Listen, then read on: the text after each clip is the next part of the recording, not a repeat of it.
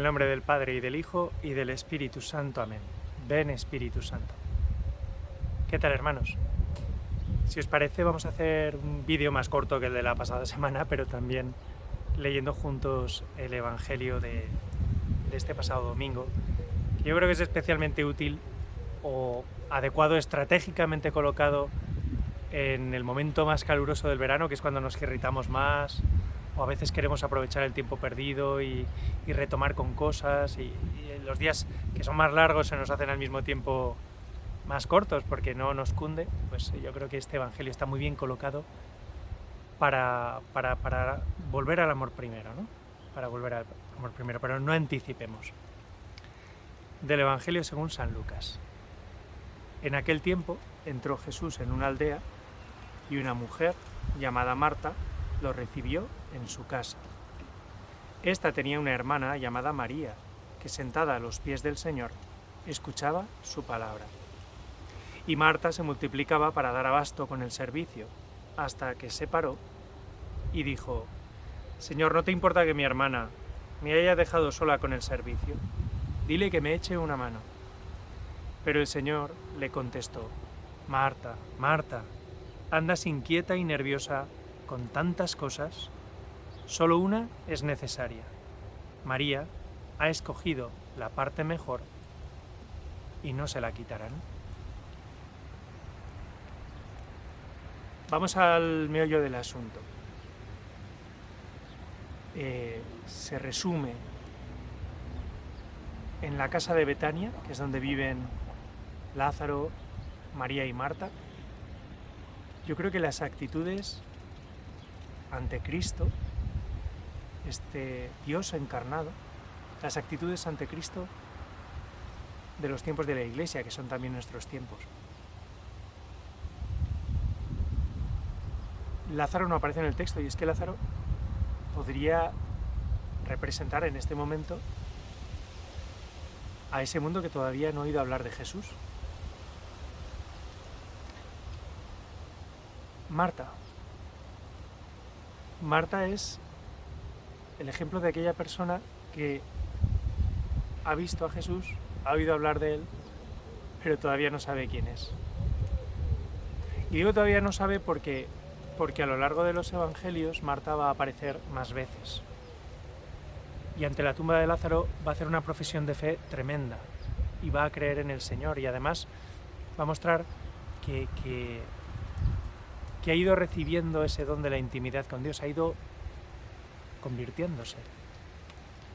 Pero quizá Marta da por sabido que esta persona misteriosa que ha entrado en su casa pues es alguien sabio, es alguien pues influyente, es alguien apuesto, es alguien a quien querer servir bien, pero todavía no sabe quién es Jesús. La tercera persona es María. Por lo mandones que somos los hermanos mayores, probablemente María fuera la pequeña, ¿no? Que está, en ella se resume en qué consiste ser cristiano. Está a los pies del Señor, escuchando su palabra. Escuchando su palabra en ese doble sentido, ¿no? Porque la palabra de Dios es performativa y por tanto realiza lo que dice e invita a incorporarse a una aventura en la cual la naturaleza se perfecciona, ¿no? A través de nosotros, como gracia, Dios quiere bendecirlo todo y reordenarlo y reorientarlo hacia Dios, pero tiene que ser con nuestro agradecimiento, con nuestro corazón, con nuestra obediencia, y así en ob audire, pues está incorporada la escucha, muy atenta, y al mismo tiempo el cumplimiento solícito, ¿no? Solícito, el acudir con solicitud a lo que Dios nos pide. En este Evangelio es de las veces en las que pues a veces nos sentimos más contrariados. Choca mucho que precisamente Marta, que es la que se lo está currando, ¿verdad? Para que no falte de nada, está poniendo la mesa, sacando de la vajilla los platos, seguramente ha puesto el aire acondicionado porque hace mucho calor, ya sé que no había aire acondicionado ni lavavajillas, pero bueno, está cuidando que todo esté en marcha, y sin embargo parece que Dios la recrimina, pero si lo estoy haciendo todo bien. Y así en verano, muchas veces, podemos parar y pensar, además de hacer cosas buenas, ¿estoy haciendo las cosas buenas que Dios quiere que haga? Porque Dios no te va a pedir que hagas cosas malas, pero entre ellas va a elegir las adecuadas para que no te rompas. Las adecuadas para que seas un instrumento de su gracia. Te va a hacer rechazar otras porque no son para ti, de mil maneras. Hay tantas cosas buenas que no son para ti, que no son para mí. Y así no se trata de hacer cosas buenas, así al tuntún, sino de discernir, es decir, detectar, descubrir cuáles son las cosas buenas que Dios quiere realizar en mí y a través de mí. Y todo nace de la oración, solo hay que mirar a María. Pero claro, nos llama la atención.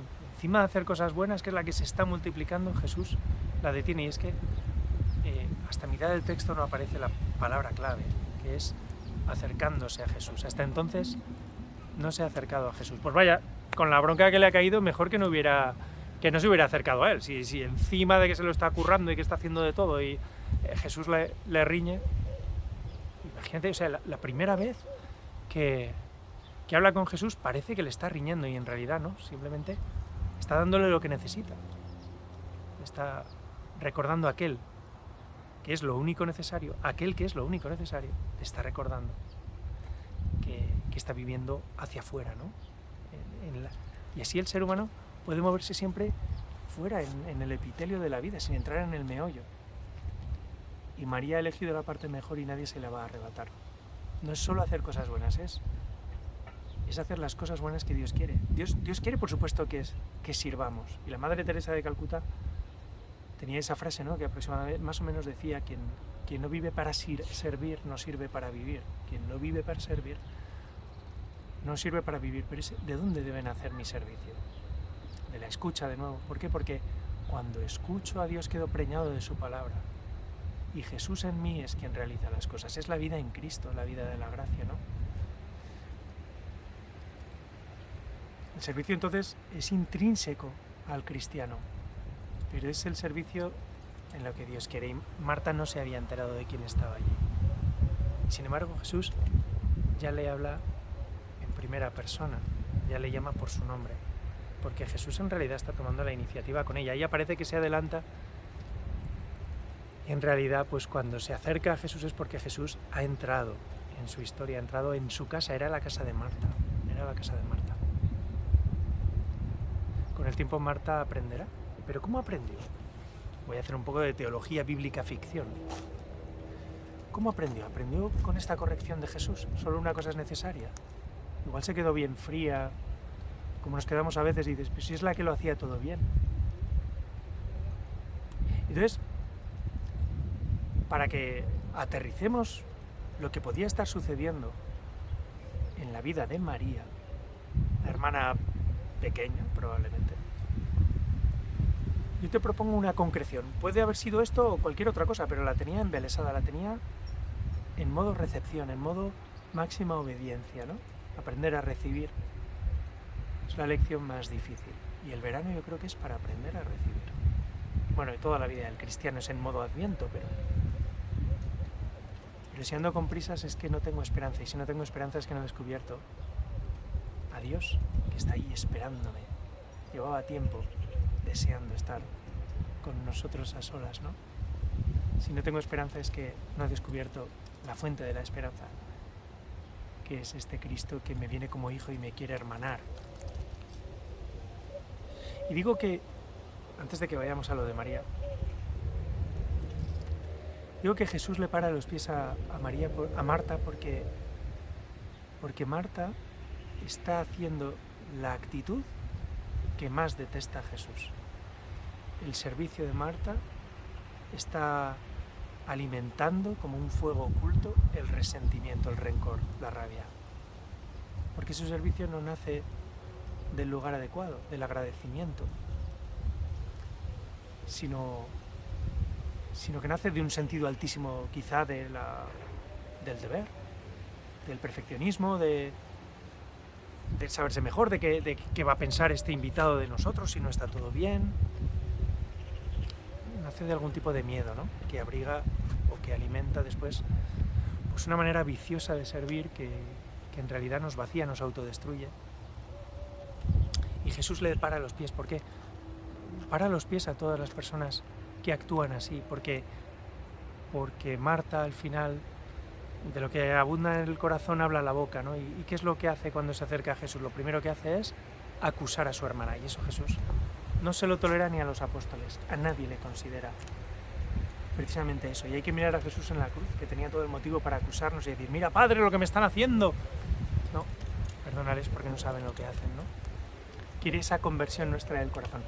Y ahí es donde yo pienso que estaba operando Jesús, primero con María y después con Marta, quizá en dos tiempos. Quizá Marta sea un motor de dos tiempos y María de uno solo, ¿no? Porque se ha tomado el tiempo y Dios le ha concedido ser la que detectaba primero quién estaba en casa.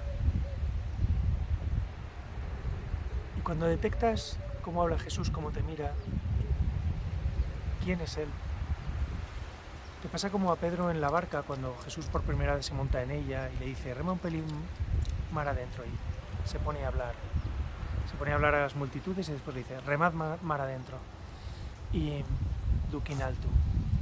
Y Pedro entonces se pone de rodillas y le dice, no soy digno, Señor, apártate de mí que soy un pecador. Y a mí me parece que por ahí van los tiros. Si es de las primeras veces que entra Jesús y María por fin ha detectado que es Dios, que es el amor en persona, es la bondad, es la justicia, es la máxima providencia. Cuando ve ya este desnivel, yo lo que intuyo es que María estaba haciendo una confesión general de su vida, probablemente. Igual no,